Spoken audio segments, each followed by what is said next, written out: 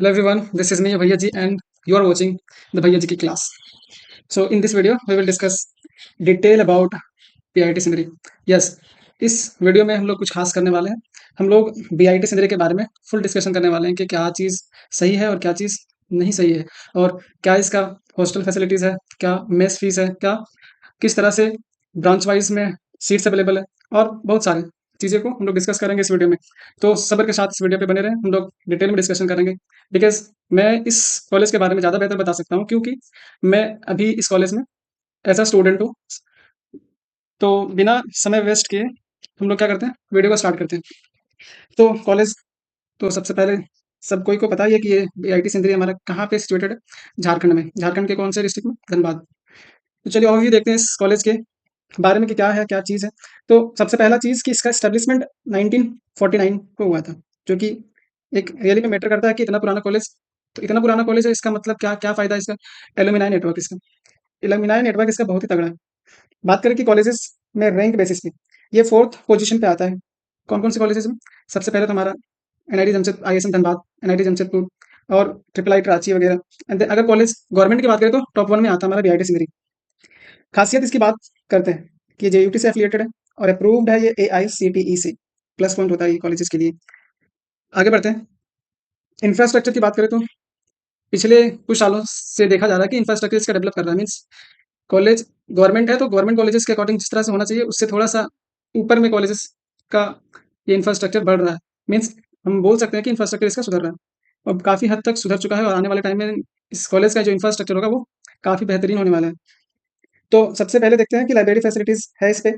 Library facilities में सारे books available होंगे तुम्हारे। जितने भी तरह के बुक्स चाहिए, वो सारे के सारे बुक्स लाइब्रेरी में अवेलेबल होते हैं। कैंपस एरिया की बात करें तो ये 400 एकर्स में, कहीं-कहीं तो लिखा हुआ 465 एकर्स में फैला हुआ है, 435 एकर्स में। ये रेसिडेंशियल कैंपस है, मीन्स हॉस्टल फैसिलिटीज़ इस पे अवेलेबल है। अब का जो देखा गया है फर्स्ट ईयर का, अब का जो हॉस्टल फैसिलिटीज़ बन रहा है वो आउटस्टैंडिंग है। मतलब सोच से परे है। मीन्स कॉलेज गवर्नमेंट का है और गवर्नमेंट में ऐसे जो फैसिलिटीज़ हॉस्टल्स में मिल रहे हैं, वो एनआईटी को भी टक्कर दे रहा है ये सब फैसिलिटीज़। आगे देखते हैं इसके बारे में, बने रहिए आप। एडमिशन प्रोसेस को देख लेते हैं कि एडमिशन प्रोसेस क्या डायरेक्ट एंट्री होता है, क्या कंपटीशन होता है या क्या चीज़ क्राइटेरिया होता है इस कॉलेज में एंट्री के लिए। तो बच्चा आपको सबसे पहले क्या होना पड़ेगा, जेईई मेंस में अपीयर होना पड़ेगा। ये कॉलेज जेईई मेंस के रैंक से ही डिसाइड होता है, मीन्स अलॉट होता है सीट। तो सबसे पहले आपको जेईई मेंस में अपीयर होना पड़ेगा और दूसरी बात यहाँ पे देखिए कि स्टूडेंट को क्या होगा करना पड़ेगा, स्टूडेंट को रजिस्ट्रेशन फॉर्म फिलअप करना पड़ेगा। ये रजिस्ट्रेशन फॉर्म कब कब चालू होता है भैया? ये सेकंड अटेम्प्ट, जेईई मेंस के सेकंड अटेम्प्ट के बाद एक जेसीई सीईबी वेबसाइट से एक रजिस्ट्रेशन पोर्टल चालू होता है। वहाँ पे आपको क्या करना पड़ेगा, अपना रजिस्ट्रेशन करना पड़ेगा। अगर आप ये रजिस्ट्रेशन मिस कर रहे हैं, इसका मतलब आप इस कॉलेज में एडमिशन नहीं ले पाइएगा, क्योंकि जेईई मेंस के मार्कशीट से बनता है, बट रजिस्ट्रेशन के बाद एक झारखंड लेवल में उसका सीएमएल अलग बनता है, उसका मेरिट लिस्ट अलग अलग बनता है। उस मेरिट लिस्ट के अकॉर्डिंग आपको झारखंड के अलग-अलग गवर्नमेंट कॉलेजेस में एंट्री मिलेगा। चलिए, तो पता चल गया कि सबसे पहले हम लोगों को जेईई मेंस का एग्जाम देना पड़ेगा, उसके बाद हम लोग को रजिस्ट्रेशन स्टार्ट करना पड़ेगा, रजिस्ट्रेशन करना पड़ेगा। ये हमारा जेसीई सीईबी का। अब आपको ब्रांचेस किसके अकॉर्डिंग मिलेगा? जेसीई सीईबी के में रजिस्ट्रेशन करने के बाद वो क्या करता है, एक सीएमएल मतलब एक मेरिट लिस्ट जारी करता है। उस मेरिट लिस्ट के अकॉर्डिंग आपको ब्रांचेस मिलेंगे। मैं इस कॉलेज का जो कट ऑफ होता है, किस रैंक तक, किस सीएमएल तक कौन सा ब्रांच मिलता है, वो आपको अगले वीडियो में बताने वाले हैं। तो बने रहिए इसमें, आगे देखते हैं क्या होता है। बात रहे क्या होता है कि बहुत सारे बच्चों को ये पता नहीं रहता कि किस तरह से वो काउंसलिंग करें, किस तरह से उनको अच्छे ब्रांचेस में एडमिशन मिले, कॉलेज अच्छा मिले। तो रैंडमली कोई भी किसी तरह से रजिस्ट्रेशन या मीन्स काउंसलिंग भर देता है, बट चुभता क्या है कि अगर आपको अच्छे ब्रांचेस को नहीं ले पाएँ, अगर फिलअप नहीं कर पाएँ चॉइसफुली, तो आपका सीट जा सकता है। तो काउंसलिंग अच्छे से करें और काउंसलिंग का सपोर्ट चाहिए तो हम लोग अपने से लाने वाले हैं काउंसलिंग गाइडेंस, किस तरह से बच्चों को उसके मेरिट लिस्ट के अकॉर्डिंग उसको अच्छा ब्रांच, अच्छा कॉलेज मिले। तो आप काउंसलिंग गाइडेंस का भरपूर फ़ायदा उठाएँ हम लोगों का। बात करते हैं इस कॉलेज में एडमिशन के बाद कौन-कौन से ब्रांचेस अवेलेबल है मतलब कौन-कौन से ब्रांचेस में हम लोग अपना बीटेक परस्यू कर सकते हैं। सबसे पहली बात करें तो इसमें टोटल नंबर ऑफ जो ब्रांचेस है वो 11 है। कौन-कौन सा है? पहला electrical, then mechanical, electronics, CSC cyber, metallurgy, civil, mining, chemical, production and IT. Total 11 branches है इसमें।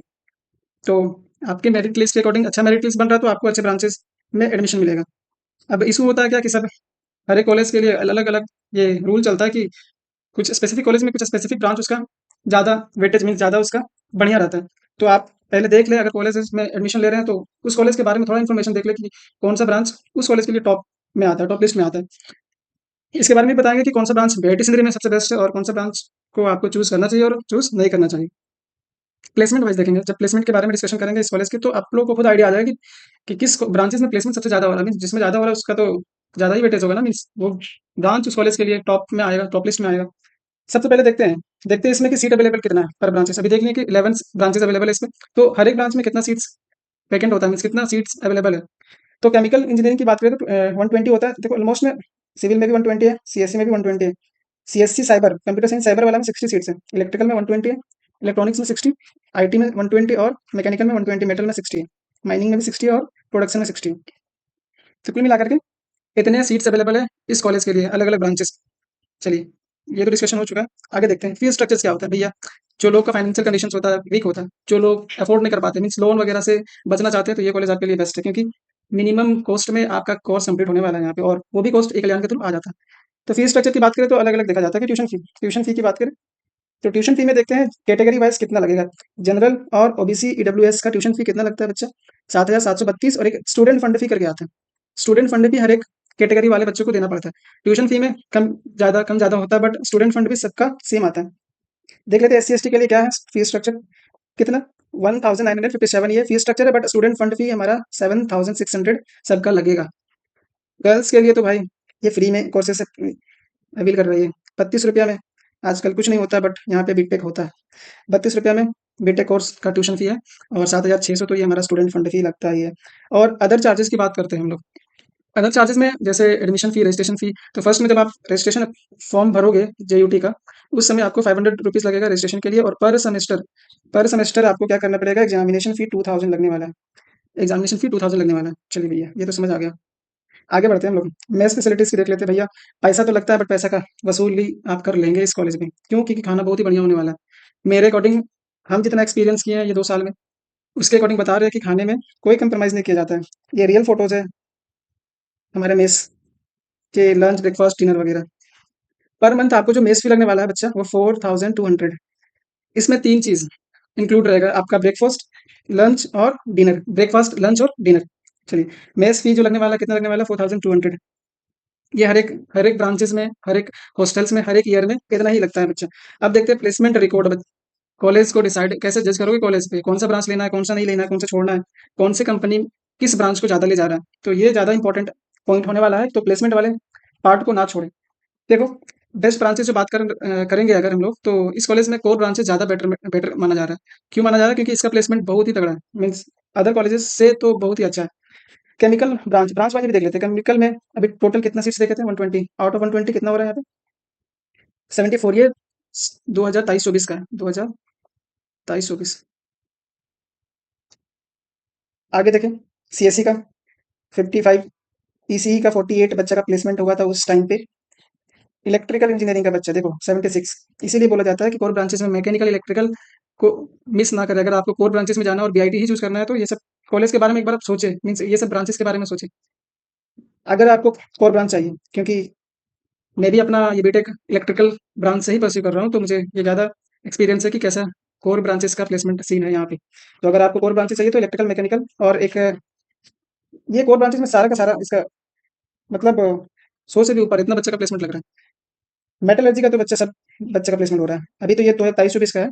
आगे दिखाएंगे अभी 24-25 का भी, रिसेंट ईयर वाला 52 बच्चे का लगा हुआ है यहाँ पे माइनिंग। और आगे देखा IT हो गया, मैकेनिकल 70 बच्चे का लगा है। तो खुद से एक बार ये जो डेटा है वो देखे, ये ऑफिशियल वेबसाइट से लिया गया है। देखो, मैकेनिकल में मीडियम, हाईएस्ट और एवरेज। मैकेनिकल में जो हाईएस्ट लगा था 13.2 LPA का, 13.2 LPA का। इलेक्ट्रिकल में बात करें तो माइनिंग का बच्चा, वेदांता एक कंपनी है, वो बच्चों को 16.5 LPA पे ले जाता है। 16.5 LPA माइनिंग से मिल रहा है। तो ये तो बात ही नहीं करना है कि क्या है इसके सीन। इतना अच्छा अच्छा ऑफर्स आ रहा है इस कॉलेज में, अभी गवर्नमेंट कॉलेज में आपको मिल रहा है। इसीलिए तो जाना जाता है ना BIT, प्लेसमेंट के सीन से। अब इंफ्रास्ट्रक्चर भी इसका बहुत हद तक सुधर चुका है, और आने वाले टाइम में इंफ्रास्ट्रक्चर इसका गवर्नमेंट कॉलेजेस में तो मैच नहीं करने वाला है इससे। 16 LPA का मेटलर्जिस्ट हाईएस्ट ले गया था। एवरेज भी देखना है बच्चा, हर एक बच्चा हाईएस्ट नहीं ले जाता, बट मीडियन एवरेज जो होता है वो उस पर फोकस करना है। मैकेनिकल का 8.3 है एवरेज, और मीडियन जो गया हुआ है 7, ये 2023-24 का। माइनिंग का देख लीजिए 16.5 LPA कौन ले जाता है, कंपनी है वेदांता। उसके बाद मेटलर्जी का भी 16 LPA लगा हुआ है। ECE का देखो, थोड़ा सा इसीलिए बोला जाता है कि ये CSE हो गया, IT हो गया, ये सब ब्रांचेस का भी प्लेसमेंट उतना तगड़ा नहीं है, बट टाइम टू टाइम ये सही होते जा रहा है। जिसको इंटरेस्ट है वो भी ले सकते हैं, ये नहीं कि प्लेसमेंट दे करके मतलब इंटरेस्ट वाला क्या बोलते हैं ब्रांच को छोड़ रहे हैं। इलेक्ट्रिकल की बात करें 13.5 एलपीए, एवरेज जो इसका 8 और मीडियम 7.5। इलेक्ट्रिकल तो अपने में भी है बच्चा। कोर ब्रांच इलेक्ट्रिकल मैकेनिकल को हल्के में ना ले इस कॉलेज में। और एक है मेटलर्जी केमिकल। अगर कोर ब्रांचिंग में जाना तो ये सब के बारे में देख लें। 23-24 का ये प्लेसमेंट स्टार्ट है। 23-24 हाईएस्ट जो सीटीसी गया हुआ था 16.5 एलपीए का वेदांता के द्वारा माइनिंग को दिया गया था कोर सेक्टर में। एवरेज पैकेज हर एक ब्रांच का अगर देखें तो 7.5 LPA which is well good. इतना अच्छा है, 7.5 एलपीए मिल रहा है। दैट इज अदर कॉलेजेस में देख ले आप उसके बारे में, बहुत सारे प्राइवेट कॉलेजेस में होते हैं उसका एक बार प्लेसमेंट स्टेट, बहुत कॉलेज तो प्लेसमेंट वाला ही नहीं लाता। अब देखते हैं रिसेंट ईयर वाला भी, लास्ट ईयर जो भी पास आउट हुए उन लोगों का मैकेनिकल का देखो, इसीलिए बोलते हैं कोर ब्रांचेस का प्लेसमेंट स्टेट देखा। इलेक्ट्रिकल 83 प्लेस्ड हुए। सीट इंटेक कितना था 120। सेकंड ईयर आते आते हमारा ये D2T वाले का एंट्री होता है, वहाँ पे अप्रॉक्स 10 to 12 बच्चों का एंट्री होता है उस एग्जाम के थ्रू, डिप्लोमा टू डिग्री वाले। तो प्लेसमेंट काफी तगड़ा है ये सब ब्रांचेस का। केमिकल का देखें, केमिकल 60 था, आउट ऑफ 60 सबका प्लेसमेंट हुआ है केमिकल में। Metallurgy 49, IT 29, 39। ये मैं अपने से ये डेटा नहीं बनाया हूँ, ये हमारा जो ऑफिशियल वेबसाइट है BIT सिंधरी का उस पर दिया हुआ है ये। कंपनीज के अकॉर्डिंग सबसे ज्यादा जो JSW जाता है ये मैकेनिकल को 30 बच्चों को ले जाता है यहाँ से मैकेनिकल वाले को, 30 बच्चे को। मास रिक्रूटर है ये और अच्छा पैकेज देता है 8.5 LPA। स्टार्टिंग आपका 65-67 से स्टार्ट होने वाला है। स्टार्टिंग अगर इतना से स्टार्ट होने वाला है तो कहाँ तक पहुंचने वाला है आप पता नहीं। और भी है TCS निंजा, लेकिन इसका थोड़ा सा CTC में कमी देखा जाता है। और भी है अच्छे अच्छे कंपनी, बहुत सारी कंपनीज इस कॉलेज में विजिट करते हैं, तो प्लस पॉइंट है इस कॉलेज। कंपनीज आती है यहाँ पे, बच्चों को भर भर के ले जाती है। ये सारे टॉप रिक्रूटर्स है कंपनी जो हमारे कॉलेज पे विजिट करते हैं। रिलायंस, सैमसंग, गूगल, यामाहा, बहुत सारे ये कंपनीज है जो विजिट करते हैं प्लेसमेंट के टाइम पे बच्चे। तो लास्ट ईयर का तुम प्लेसमेंट स्टेट देखना और इससे लास्ट वाले का देखना, तो कोर ब्रांचेस में देखा जा रहा है कि प्लेसमेंट स्टेट काफी तगड़ा जा रहा है। शॉर्ट ब्रांचेस में भी सही जा रहा है, अभी थोड़ा सा रिसेंट है क्योंकि कोर ब्रांचेस बहुत ही इनिशियल से ही चला आ रहा है, मींस पुराना ब्रांचेस इस कॉलेज का, इसलिए ये ज्यादा अच्छा जाता है इसका प्लेसमेंट वगैरह। तो ये था हमारा रिव्यू और डिटेल एक्सप्लेनेशन इस कॉलेज के बारे में। आगे चल करके हम लोग खुद स्टूडेंट्स का रिव्यू लेंगे जो प्लेस्ड हो गए हैं, उन लोगों का कि क्या करना पड़ता है और किस चीज़ पे ज़्यादा फोकस करें ताकि प्लेसमेंट में कोई दिक्कत ना आए।